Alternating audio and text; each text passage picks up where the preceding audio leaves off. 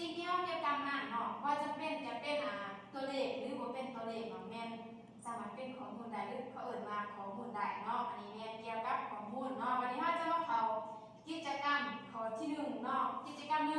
1นี่นะเพิ่นมาข้อมูลเกี่ยวกับเพศระดับการศึกษาอายุรายได้ต่อเดือนของผู้ให้สัมภาษณ์จำนวนสหคนมีดังนี้เนาะมาเบิ่งในตารางเนาะอันนี้แม่นตารางทั้งหมดแต่ที่ว่าเขาให้สัมภาษณ์มามีอยู่2คนเนาะคือนี่มันมีเพศระดับการศึกษาอายุรายได้ต่อเดือนเนาะคือที่เซอร์บอกว่าเมื่อกี้นะเข้ามาข้อมูลจะหมายถึงสิ่งที่ว่าแสดงออกเป็นตัวเลขหรือว่าเป็นจำนวนแล้วก็เป็นจำนวนเนาะนี่เพศระดับการศึกษานี่แม่นข้อมูลที่ว่าบ่แสดงออกเป็นจำนวนเนาะคืออายุรายได้ต่อเดือนนี่แม่นข้อมูลที่ว่าแสดงออกเป็นจำนวนเนาะเพราะว่าให้ตัวอย่างให้ตัวผู้ที่1เนาะเพศชายนี่บ่ระดับการศึกษานี่แม่นปริญญาตรีมีอายุอยู่24ปีเนาะรายได้ต่อเดือนแม่น1,350,000เนาะอันนี้แม่นในตารางเนาะมาเบิ่งตัวที่2เนาะอันนี้ก็ตารางต่อจากตัวเก่ากับไทยคือกันเนาะวันนี้มาเข้าในข้อที่1เพิ่นมาจงเลือกเอาคำอยู่ในวงเล็บคือใส่บอลจับเม็ดเนาะเพศที่เป็นข้อมูลเนาะที่เป็นหยังจำนวนหรือเป็นจำนวนตามที่ว่าที่เสืออธิบายมาเมื่อกี้เนาะคำว่าเพศมันเป็นข้อมูลที่ว่าบ่เป็นจำนวนแม่นบ่วันนี้มาเบิ่งระดับการศึกษาบัดนี้เนาะระดับการศึกษานี่เป็นข้อมูลที่ว่าเป็นจำนวนหรือเป็นจำนวนเพราะว่าเขาให้เฮาเลือกเอาตัวอยู่ในวงเล็บนี่มาตึงใส่บ่จำเม็ดเนาะระดับการศึกษานี่แม่นเป็นข้อมูลที่ว่าบ่เป็นจำนวนคือกันเพราะว่าหยังเพราะว่า2ข้อมูลนี้เนาะมันจะบ่ได้แสดงเป็นตัวเลขให้เฮาเนาะถ้าว่าข้อมูลที่แสดงเป็นตัวเลขให้เฮาก็คืออายุนี่เนาะอายุนี่เป็นข้อมูลที่ว่าแสดงเป็นจำนวนเนาะเพราะว่ามันแสดงถึงตัวเลขคือตัวอย่างเนาะที่เซอร์หรือว่าที่เซอร์นี่อายุอยู่27ปีเนาะข้อมูลของที่เซอร์ก็คือ27ปีอันนี้แสดงออกเป็นจำนวนเนาะวันนี้มาเบิ่งรายได้ต่อเดือนเนาะรายได้ต่อเดือนมันเป็นข้อมูลที่เป็นจำนวนคือกันเนาะวันนี้มาเข้าข้อที่2เนาะข้อ2เพิ่นว่าจงอิงใส่ข้อมูลทางเทิงแล้วตึงใส่บนจัดเม็ดอันนี้แม่นในข้อที่2นี่ก่อนเฮาจะตึงใส่ในบนจัดเม็ดนี่เนาะเฮาต้องไปเบิ่งในตารางเริ่มแต่นาที1จนถึงนาที35เนาะมาเบิ่งข้อก็เพิ่นว่าในสหคนนี่มีไส้อยู่จักคนเนาะนี่แม่นเฮาต้องไปนับเบิ่งในตารางคือที่เสิร์ชนำมาแล้วมีไส้อยู่10คนเนาะวันนี้เฮาพูดแล้วจำนวนไส้10คนเนาะเฮาจะพูดจำนวนนี้เฮาสิเฮ็ดจังได๋นี่เฮาบ่หาไปนับในตารางก็ได้นะเฮาก็เอาจำนวน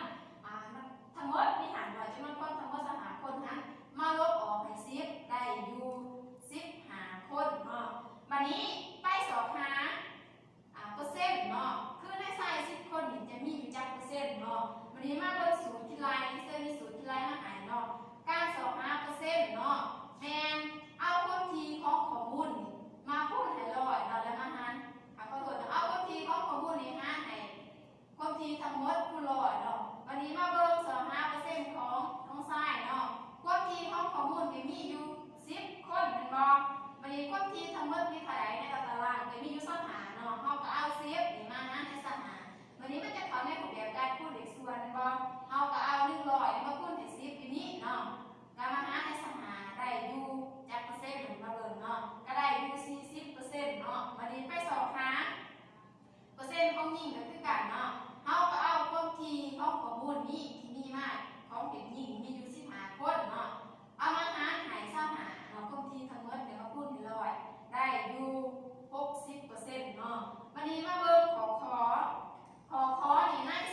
คนที่หายสัมภาษณ์มานี่ผู้ที่มีอายุต่ำสุดแม่นจักปีเนาะเฮาตอบไปสังเกตเบิ่งในตารางเนาะแล้ววันนี้เป็นเพศหยังระดับการศึกษาอยู่ชั้นใดมีรายได้ต่อเดือนจักพันหรือว่าจักกีบเนาะอันนี้แม่นที่เสิร์ชจักฝาในโบราณไปสังเกตเบิ่งในตารางแล้วก็ไปตึงใส่เนาะกับนี่คือกันเนาะผู้ที่มีอายุสูงสุดเท่ากับจักปีเนาะเป็นเพศหยังมีระดับการศึกษาอยู่ชั้นใดเนาะและมีรายได้ต่อเดือนจักกีบเนาะพ่อในสหคนที่หาย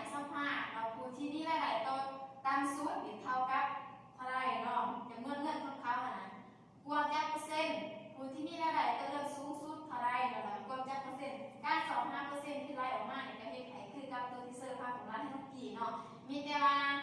มาหอดนี่บทเรียนของเขามีแต่สำนีมีแต่ว่าที่เซอร์จะฝากเนาะคืออยากบอกพายเนาะให้พวกร้านไปตื่นใส่เราไม่ขอซ้อมอ่ะคือขอกับหัวข้อเนาะตื่นใส่ในกลุ่มเรียนก่อนเด้อแล้วตื่นแล้วพอรับกับมาทายส่งให้ที่เซอร์เนาะแล้วที่เซอร์กดแล้วมันผ่านเลยเนาะถือแล้วถูกรัดจดเอาใส่ตุ่มเขียนเนาะแล้ววันนี้สรุปคือบทเรียนเนาะได้มีเนาะนึงเข้าหายข้อมูลเกี่ยวกับข้อมูลเนาะข้อมูลจะเป็นข้อมูลแบบใดข้อมูลนึงข้อมูลนี่จะแสดงออกเป็นตัวเลขแล้วก็เป็นตัวเลขเนาะอันนี้แม่นในกิจกรรมข้อที่1แล้ววันนี้เรียนบ้านเนาะที่เซอร์จะฝากให้พวกร้านไปแก้บทฝึกหัดข้อที่3ในหน้าที่158ในกลุ่มเด็กเรียนเนาะแก้ละทายส่งมาให้ที่เซอร์บัดแก้ให้พวกร้านแก้ใส่ในกลุ่มเขียนเนาะขอโทษแล้วปึ้มแก้บทฝึกหัดวิชาคณิตศาสตร์ชั้นป .3 เนาะ